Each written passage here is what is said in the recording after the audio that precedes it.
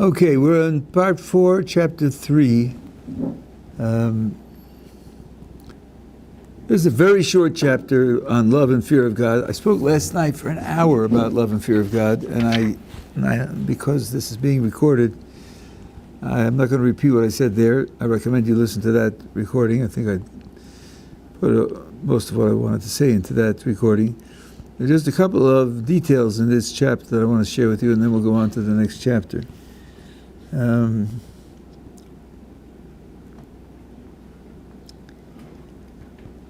He starts off by saying that he spoke about love and fear in the first part of the book, which we spoke about weeks ago. And he says, these two are means that bring close and attach a person to his Creator. Both of them.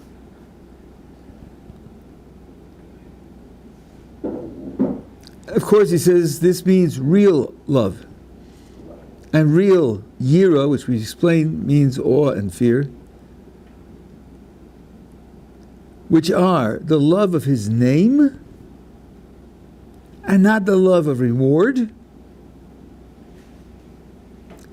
And yiras haromumus, which means awe for his overwhelming greatness, and not the fear of punishment. So that's very interesting.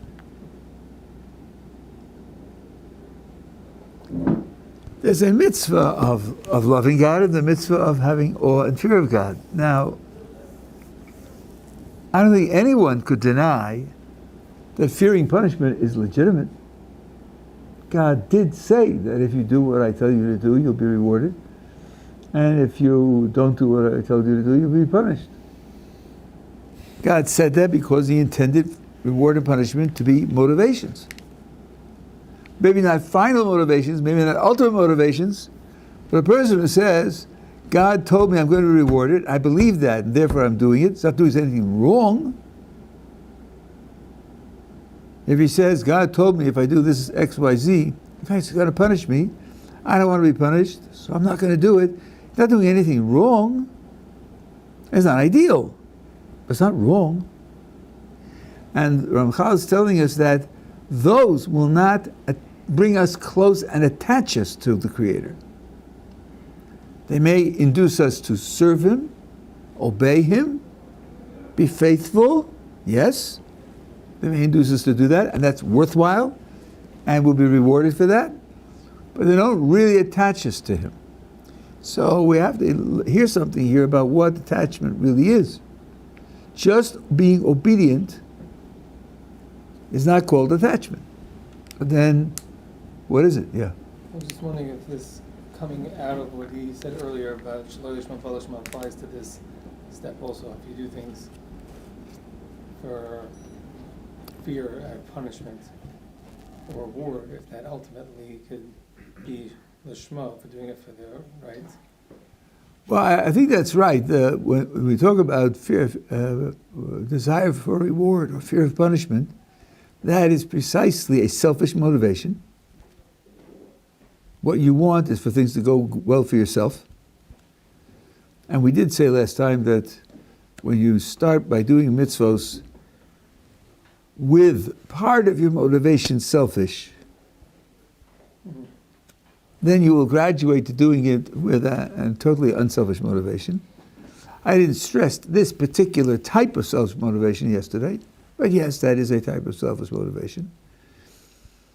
But what he's saying is that although this process brings to ideal motivation, in the meantime, it's not bringing you closer to God. It's performing mitzvos with the ideal motivation that will bring you closer to God. So, it's like getting into the car and then starting to drive. As long as you're just getting into the car, you're not moving. You're not going anywhere. Of course, you have to get into the car to drive. That's true. But in the meantime, you're not going anywhere. I think that's... so now, in other words, being close to God in this sense is more a matter of having a spirit relationship with God. It's an appreciation for who God really is, as much as that's humanly possible. And the sense of your own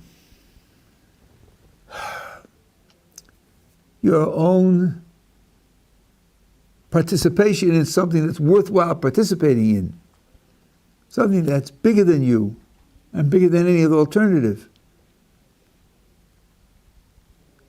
That's Yiras Haromumus, awe of God's overwhelming greatness. And then appreciating something about who God is, to realize that He's someone for whom love is appropriate. That's far more than reward and punishment. Reward and punishment is a formal business relationship. You do not become close to your employer by working the hours that you signed in the contract and picking up your paycheck. You become close to him, which I recommend to people who get a new job.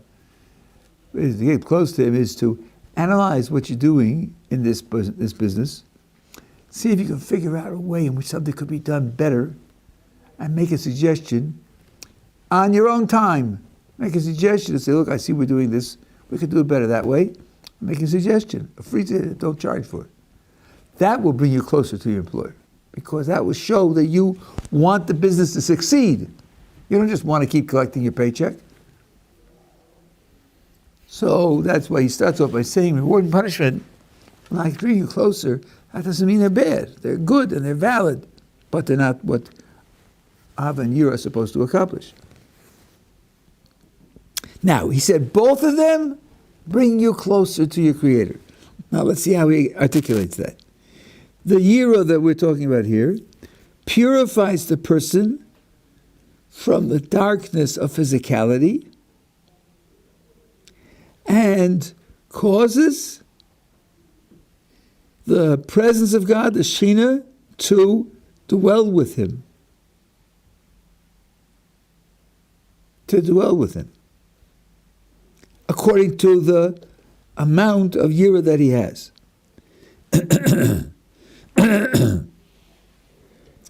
That will determine how much purity he achieves and how much of the presence of God that he receives.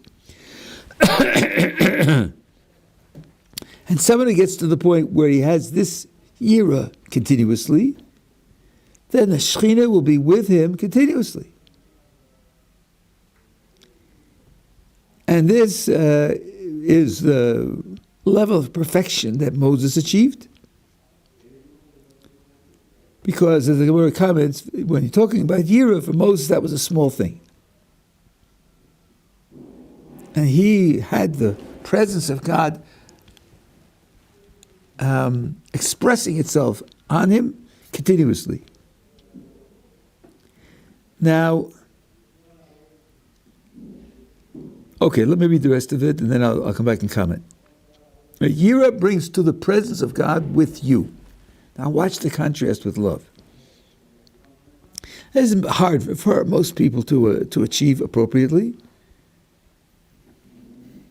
But if a person does so, then his purity and his holiness becomes outstanding. And when he is involved with doing mitzvos or in Talmud, learning Torah, it's one of the conditions that we said was necessary for accessing the highest energy that's attached to Torah. That's Yira. Avo, love, attaches and ties the person to his Creator. And that improves his strength and crowns him with great crowns. And the fundamental idea here is joy of the heart and enthusiasm of the soul before its Creator. Sound a little bit like a Hasidic movement, hey? Yeah, not by accident. I mean, he wasn't a Chassid. He lived at the same time as the Baal Shem Tov, but it's because these are fundamental Jewish principles. And this will cause the person to deliver himself, dedicate himself to his with all of his strength to sanctify God's name and to do what will be pleasing to him. And I've already explained this to you.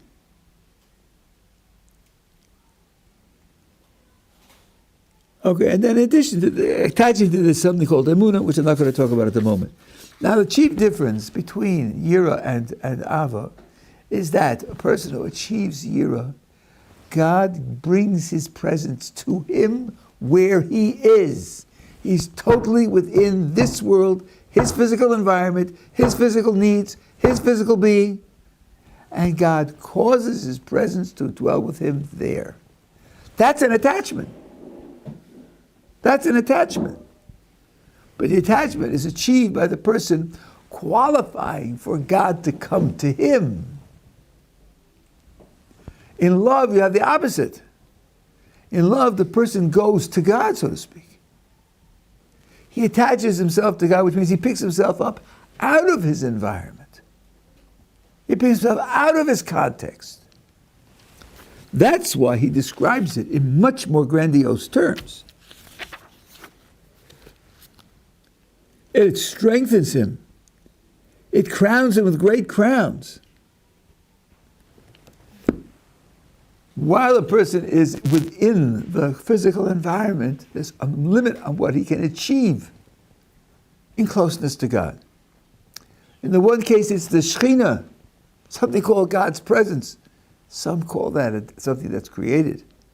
In the second case, in the case of Ahava, the case of love, it's attachment to God himself, so to speak. Whatever that means, but the phraseology tells you there's a difference. One is more indirect and the one is more direct. Only love crowns a person with joy. Joy of the heart. And fiery enthusiasm before his Creator. This goes back to what I told you, that the one difference between awe on the one hand and love on the other hand is understanding. You can't love an unknown. You can't love something that you don't appreciate. If you achieve love, then all of you is fully in tune with what can be understood about God. When you're achieving awe stresses the distance between you and God. And his greatness can be unknowable, impossible to evaluate or understand. So when you're standing in the presence of something that's infinitely above you and unknowable, that doesn't make you enthusiastic. It doesn't fill you with joy. It fills you with a sense of awe, sometimes fear, respect, reverence, but not joy. Joy is where you feel that everything that you believe in, everything that you find valuable is expressed and fulfilled. That's why there's joy. That requires love. Yeah. So it seems that it fits in to what he writes in the Mesilas Yesharim, the difference between Zehiris and Zrizis.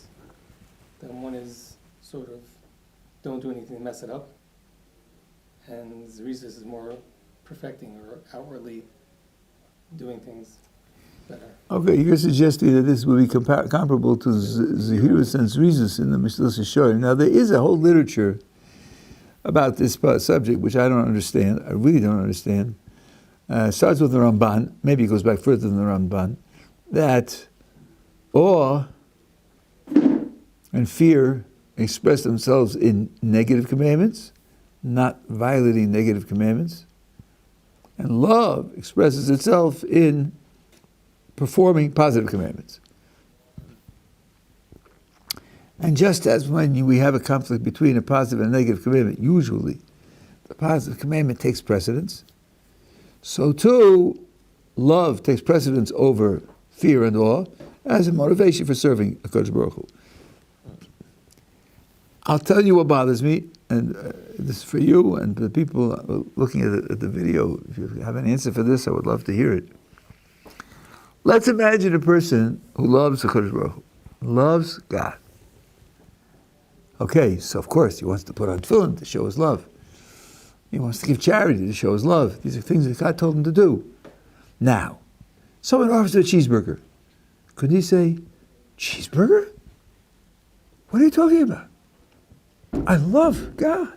He told me not to do this. How could I do this? This violates my love. It threatens my love. Of course, I'm not going to do this. And similarly, if you start from the side of awe and fear, so awe and fear, somebody says, how about a cheeseburger? Are you joking? God said not to do that. But suppose someone says, I know you're supposed to put on tefillin this morning from 7:30 to 8:30, but we're playing baseball. Skip tefillin one morning. What did the person say? Skip tefillin? For the Creator? Skip his mitzvah? How could I do that? How could I not do what the Creator wants me to do? Wouldn't awe and fear motivate fulfilling positive commandments also? How could you say that awe and fear motivate only not violating negative commandments, and love motivates only fulfilling positive commandments? I can't hear that. Even if you say it primarily, I can't hear it. Seems to me someone who really loves God will do everything that God told him to do, including avoiding the things that are prohibited. And someone that has real awe and fear for God will do everything that God told him to do, including performing the positive commandments. I just don't. I've read this Ramban. I've discussed it with people. I don't understand it. Yeah. So I believe that the Mesilas Yesharim doesn't hold that, because he says that Zehirus and Zerizus, the actions are the same. It's the motivation that's different. It's not negative commandments and positive commandments, even positive commandments. But I don't want to miss the opportunity to do a positive commandment, and I want to make sure I do it the best way possible. Is the Zerizus. But you didn't start up by saying that. Well, you started by saying Zehirus is not wanting to violate, as opposed to okay. I don't want to miss out. Okay. It's a deep thing. I don't have an understanding of these concepts fundamentally, so I can't do any more with it. But this is the difference between awe and on the one hand, and love on the other hand, and this difference is parallel to the difference between prophecy and Ruach HaKodesh, Holy Spirit, which we talked about. Holy Spirit, it says explicitly, is where God causes His presence to dwell with you, and that causes you to have certain experiences, and that's a lower expression of divine inspiration. And prophecy is where you're attached to God, and the experience that you have, the knowledge, understanding that you get from it is much higher than that of Holy Spirit, and that's where you're attached to God, not He makes His presence available to you where you are. So there's a direct parallel in His vocabulary between the two pairs. I noticed that. More than that I can't say about it, but that's definitely there. So I think that we have to appreciate that there are these two different ways of attaching. God makes an expression of Himself available in the lower context. That's called attachment. That's why I said at the beginning, He says both of them attach. Both of them bring you close and attach, but in very different ways. Yeah. Is it safe then to say that since we don't have Nebuah is attached to the Ava, then that level of Ava is not expressed in this generation? Let me think about that. That's an interesting question. We don't have prophecy. Is that because that level of love isn't expressed? I mean, it's last 2,500 years. It's not this generation. Let me think for a second. Are you telling me? An interesting thought. Interesting connection. Since they are parallel structures, you're bringing one to the other.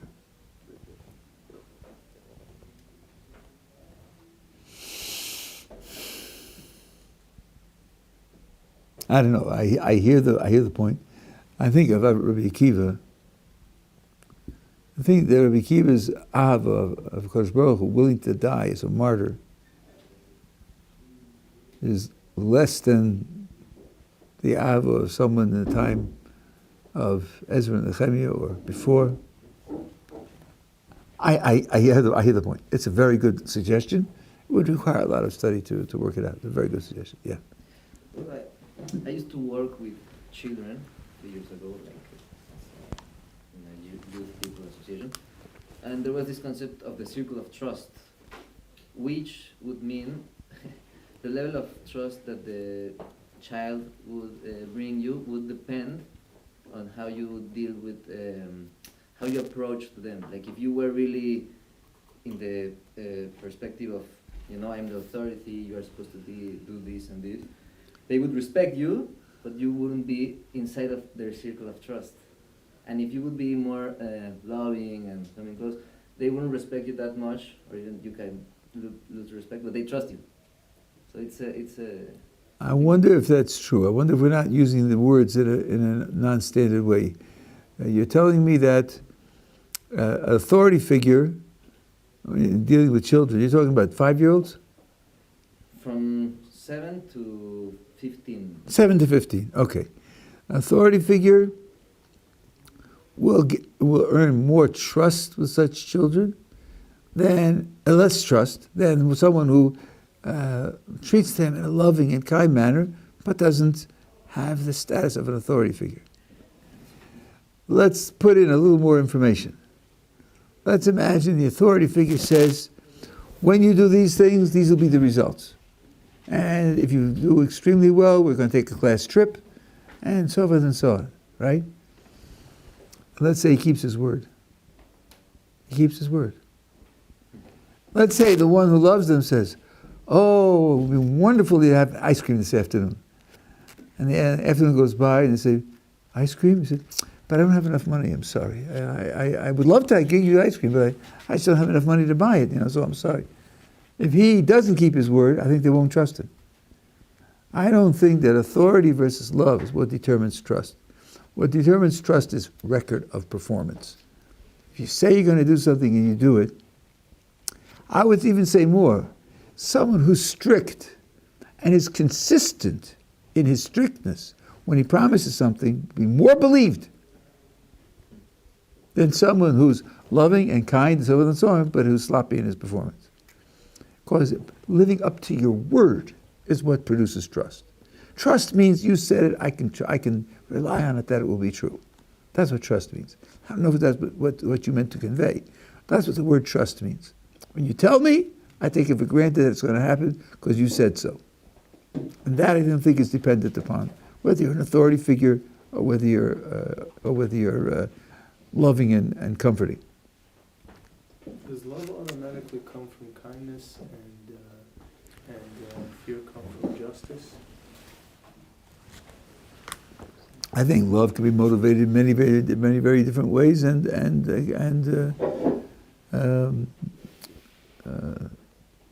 justice can be motivated in very many different ways. I don't think there's a monopoly of one or the other. But he's talking about from the point of view of the perception of a child, a 10-year-old. He typically is not going to know where it comes from in motivation, but he keeps record. He keeps record. That's why my first wife told me, don't ever lie to your children. Although it's very tempting, don't ever lie to your children. But I want another cookie. We're out of cookies. No, you aren't. They're in the cupboard. You still want to give the child what they tell the child. They took cookies in the cupboard. We're not giving it to you. Don't ever leave the children alone at night with a babysitter after they go to bed without telling them beforehand. The child wakes up and you're not there, your credibility is dead. My parent left me alone and I didn't know. What will he do next time? That has nothing to do with how strict the parent is or how overtly loving the parent is. To have credibility, to have trust means live up to your word. And one thing about that is never, never lie to your children. So when the child asks a difficult question, a sensitive question, she taught me to say, always a true answer, always, but minimal answer. You don't have to go into great detail. And then let the child ask follow-up questions as long as the child feels safe to continue exploring the issue. We were driving past a cemetery, and one of the children in the back seat saw all the stones in the field. So I forget whether it was a boy or girl. The child asked, "What are all those stones doing in that field?" And I said, "They collect stones there." Well, my wife gave me a kick, and she said, That's where people go after their lives are over. Not we dig a hole, we bury the body, and the body disintegrates, and worms eat it, and so on. No, that's where people go after their lives are over. Didn't he say die? No. Why say that? It's true. What she said is absolutely true. And it's a minimal answer. That's correct. Child will never say you lied to me. It was December in America, and there are trees on the back of cars. Why does he have a tree on the back of that car? I said, they're collecting trees. She gave me another kick. She said, they have a holiday, and they use the tree in the holiday. Not Kratzmach and he died on the cross, and who needs all of that? They have a holiday, and they use the tree for the holiday. That's true. It's 100% true. That's how you get the trust. You get trust because when you say something, you're reliable. They know when you said so, it's going to happen. That's what trust is, yeah. I'm following the idea. Perhaps if the fear is too scary, could also not disable or not allow, not enable the love to come in, and like there has to be. That may be, but it has nothing to do with trust. Right. It's not trust. You were talking about trust. I know, but I was thinking. I don't think you were meant trust. In English, trust means I can rely on what you say. I take it for granted when you say it, it's going to happen. You know? Or, for example, you know what's above the person, like he's in the army. So if he gives an order, he's got to take responsibility for that order. And if he says we're going to do this, we're going to do that, if it doesn't come out to be true, he'll lose his commission. You know he's scared. Because he's scared, you can trust him. He's scared to violate what he says. Because he'll pay for it. The trust is built in many ways. Okay. That's what I wanted to say about this chapter. This short chapter. Now, the Shema and Its Blessings. This is a very long chapter. And Ramchal here summarizes what he writes in a whole book, main theme of a whole book called Das Tunos, which is translated under the title Understanding Heart. It isn't really what it means in Hebrew. And I'll read you some of it, I'll explain some of it. As I say, it's a very long chapter and very complex and subtle chapter. I'll try to pick up some of its themes. Chapter 4.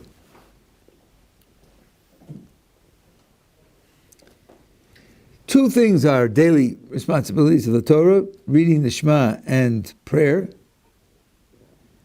And in the times of the temple, there were the sacrifices that were done on a daily basis. And we're now going to explain their concepts. One is Kriya Shema, and its concept, its theme is the oneness of HaKadosh Baruch Hu and receiving the whole of his, the yoke of his kingdom.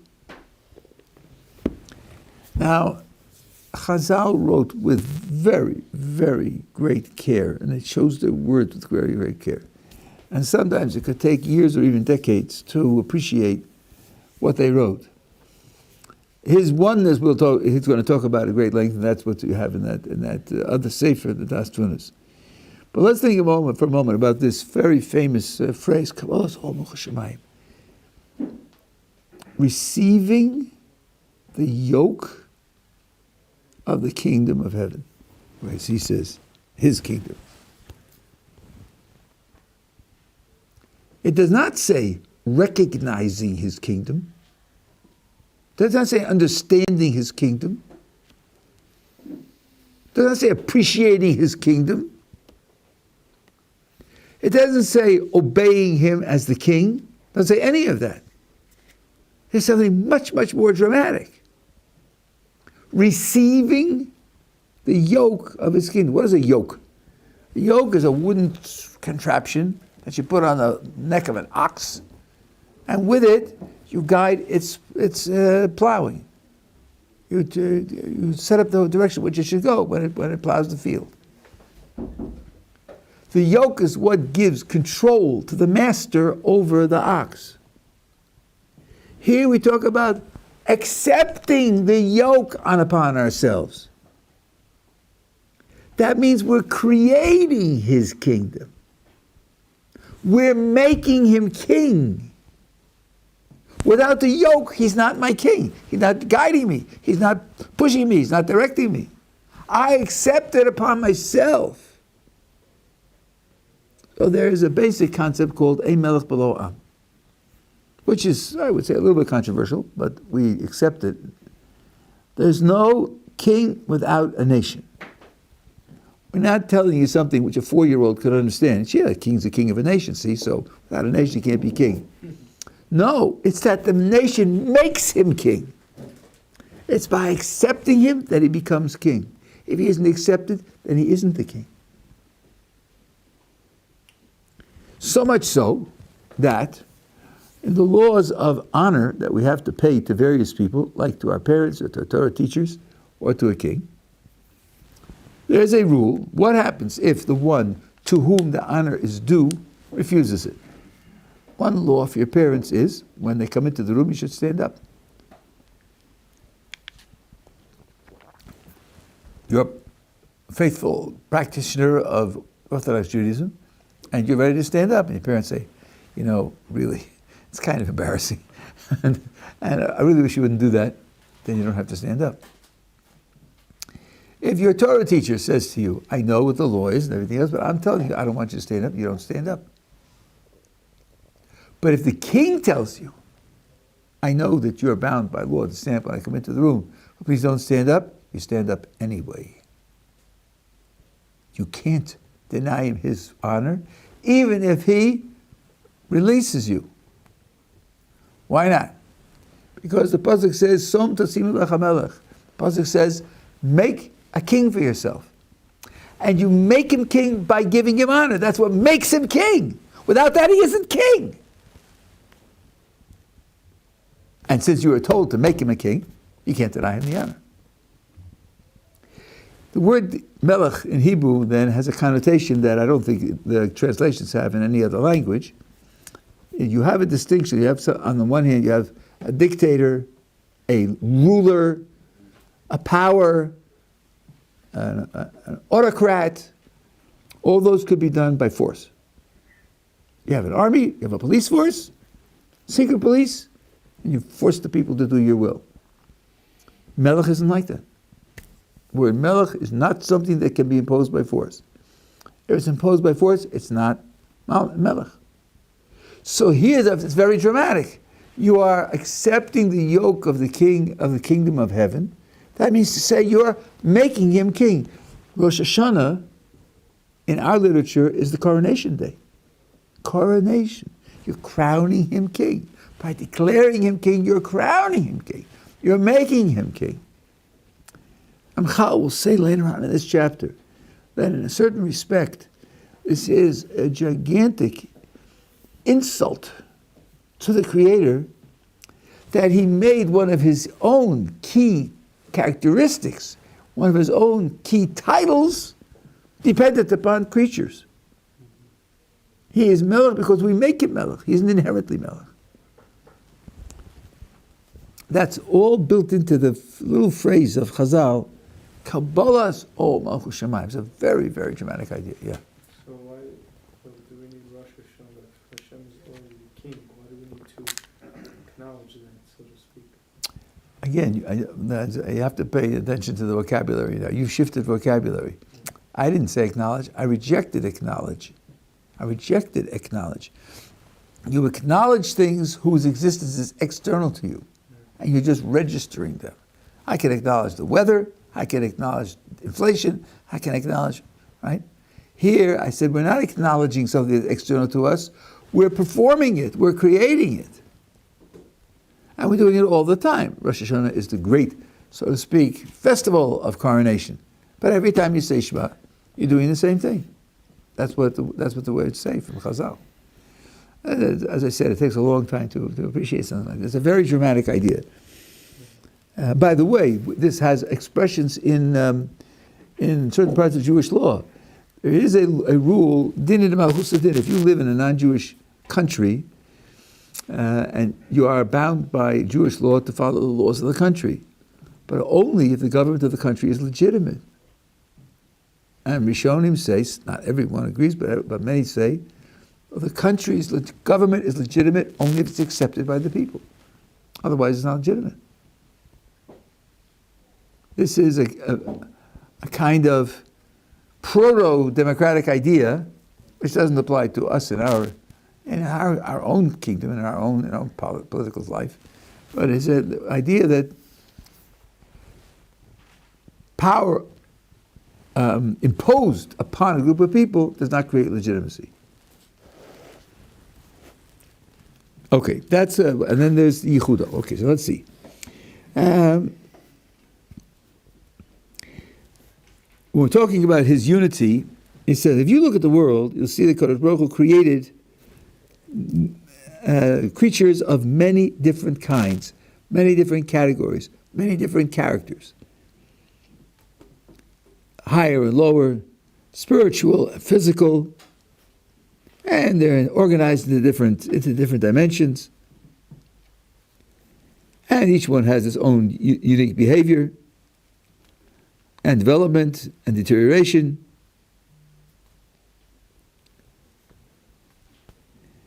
And he, as Kadosh Baruch Hu, is the root of all of them. But he decided that there should be various different creatures of different kinds. And he's the source of all of them, both in their actual existence, their very existence, continued existence, and the way they operate.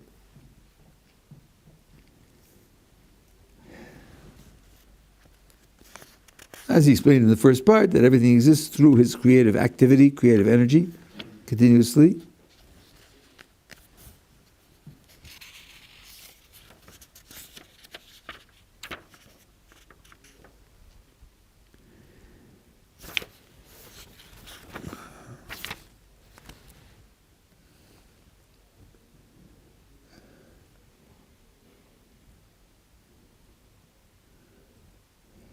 Even though they're created in a certain overall context, with a certain overall general similarity, their activities are very different from one another.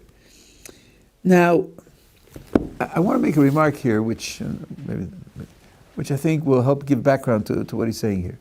I think that if you think yourself back 1,000 years or 2,000 years, and think of intelligent people looking at the world around them, trying to understand it.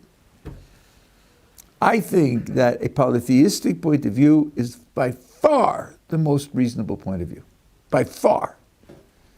The idea that there's one creator creating the world continuously and operating it is a very, very difficult idea to relate to. Just take what you observe. The sun comes up every day and goes down every day, and he has a yearly cycle moving from north to south.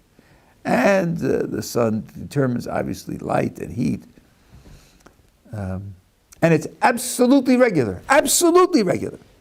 You can predict 10 years from now on one date where it'll be exactly. Functions the same way over and over again. And take the moon. The length of every month is different. When you read about the length of a month in a textbook, that's either the average month or the mean month. Mean means half of the values are larger, half the values are smaller. It's almost never the same. Okay. Then you have, let's say, the wind. The wind is very irregular. Certainly can't predict from minute to minute, except if you're in a hurricane, where the wind will be active or passive, or which way it'll be blowing. Can't predict the weather, where you are in the world. It turns out that in Israel, we're about 2 to 3 days behind Turkey. So if you know what it was in Turkey 2 or 3 days ago, you predict pretty well what's going on here. Other places aren't like that, and you can't predict 10 days or 2 weeks ahead. Certainly can't do that. So the weather is very unlike the sun. It's even unlike the moon. Then take the growth of plants. In the springtime they grow and they flourish and they flower all summer, and then in the winter, northern climates, they simply go dormant entirely. It's a yearly cycle. And in terms of individual plants, varies a lot. Some die, some start over and start out to grow from a seed. That's not like the sun, it's not like the moon, it's not like the wind. Would you dream that there's one agency, one power, one force that causes the sun to shine with absolute regularity and causes the moon to shine with fractured regularity and causes the wind to blow with very little regularity and a lot of irregularity and unpredictability and causes plants to grow? Why would you dream that? Wouldn't it be much more reasonable to think that there are different active forces in the world and they govern different types of activity, different types of behavior? The idea of polytheism is a very natural idea. You expect the world to be various because you see the variety. Now, the Ramchal tells us, when you talk about the unity of God, one challenge to unity is the vast variety what we see in the creatures of the world. And I was just talking about physical nature. If you understand that there are souls, if you understand that there are angels and other creatures that aren't physical at all, why would you think that pebbles on the one hand and angels on the other hand are created by the same power? They're utterly, utterly different from one another. They have next to nothing in common. So the idea of seeing the world as under the control of many different powers is a very, very natural idea. And one of the things that you have to think about when you say the Shema is that that's all a mirage. It's all mirage. It's a mistaken appearance. Really, there's one creative power behind everything that exists. That's a kind of leap of intellectual imagination. And I mean that, intellectual imagination. It's like the TOE. Rabbi, what's the TOE? Some secret Kabbalistic term? No, TOE stands for theory of everything. Here's how it goes in science. There's something called the GUT, Grand Unified Theory. Boy, doesn't that sound spectacular, the Grand Unified Theory? Yeah, but it only gets 3 out of the 4 fundamental forces altogether. Gravity's left out altogether, so it grandly unifies the other 3. Thank you very much. Right? What about gravity? Oh, that's waiting for the TOE. Now, nobody has a TOE. But they can think abstractly what it would be like. It would be a single statement, a statement with terminology in it, such a way that everything that exists in the world is described and explained by that one single statement. Now, is there a TOE? Yeah. Is there any? No. How do you know? How do you know? There has to be, Really? Why does there have to be? because everything stems from something, right? But each thing could stem from a different thing. For example, the Big Bang could technically describe everything. It created the world as we know it. But that means it's not that it has to be because some abstract says you're taking it out of the Big Bang. Why can't the Big Bang have 16 different forces operating in it that don't come under a single source? It's just a bag full of things happening together. There's no reason whatsoever why there has to be a TOE. No one who knows the field thinks it has to be, but they know what it would be like to find it. They know what it would look like, so they know what they're looking for. I think we have a similar picture. The world looks like it's the product of powers that are very, very different from one another, and we say, that's the way it looks. That is genuinely the way it looks, but that look is misleading. Really behind it, there's a single power that's expressing itself in many different ways. Now, I claim, and I think I've seen historians talk about this, that in the scientific world, the pressure for a TOE comes from monotheism, originally. Because if you believe, for whatever reason, that there's one creator behind everything, then there could be one theme behind everything. You don't get to that idea from starting from observing the world and abstracting and thinking what's behind it. That you would get polytheism. But suppose you have a revelation, and the revelation teaches you that there's a one God who's creating everything. Then you say, well then, if there's really one God, and then there's only one will being expressed in the world, and since there's only one will being expressed in the world, It's very natural. It doesn't have to be. One will could have lots of ideas behind it. It could, but it's natural to think that there could be one idea that underlies everything. That motivates you to look for unity in silence. That motivation has been carried out over the last few hundred years with spectacular results. Electromagnetism, which you probably heard of. There was electricity, there was magnetism. They were two entirely separate phenomena. And then Maxwell figured out how they really are expressions of the same underlying reality. So you have one equation that now explains both electricity and magnetism. So, but I think the motivation for that is a radical shift in perspective. If there is only one creator, then the science could very well be unified. That's our picture. Our picture is that although things look very, very different from one another, there's one force behind all of them, one creative energy behind all of them. That's part of what you have in mind when you say the Shema. The other half is the unity of history, which we will talk about next time in Hashem.